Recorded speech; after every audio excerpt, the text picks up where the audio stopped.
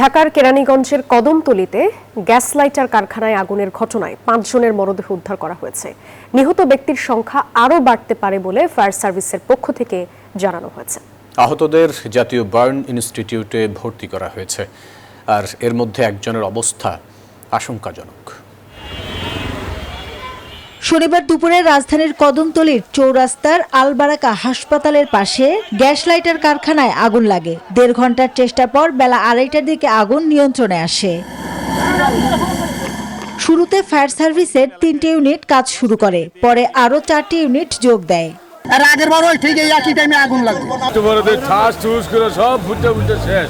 Bashundhara public school and college ২০২৬ শিক্ষাবর্ষে ভর্তি চলছে। এর আগে এখানে 2বার আগুন লাগছে। পরে ফায়ার সার্ভিস ৫ জনের মরদেহ উদ্ধার করে, তবে তারা নারী বা পুরুষ তা এখনো নিশ্চিত হওয়া যায়নি। লাইটার ফ্যাক্টরির ক্ষেত্রে যে জিনিসটা হয়, এখানে বিউটেন গ্যাস থাকে এবং হাইড্রোকার্বন, যেটা মনে করেন দ্রুত আগুনটাকে ছড়ায় দেয় আসলে। আর কিছু কিছু ক্ষেত্রে প্রোপেন গ্যাসও এখানে ইউজ করা হয়। বড় বড় কম্প্রেসার মেশিন আছে, সিলিন্ডার আছে, আসলে মাল্টি হ্যাজার্ড এগুলোর মধ্যে থাকে, যার কারণে এগুলো মাথায় রেখে আসলে আমাদের কাজ করতে হয়েছে। প্রাথমিকভাবে আগুন লাগার কারণ ও ক্ষয়ক্ষতির পরিমাণ জানা যায়নি, তবে কারখানায় অগ্নি নির্বাপন ব্যবস্থা ছিল না বলে জানায় ফায়ার সার্ভিস। আহতদের ইনস্টিটিউটে ভর্তি করা হয়েছে, এর মধ্যে একজনের অবস্থা সংকটাপন্ন।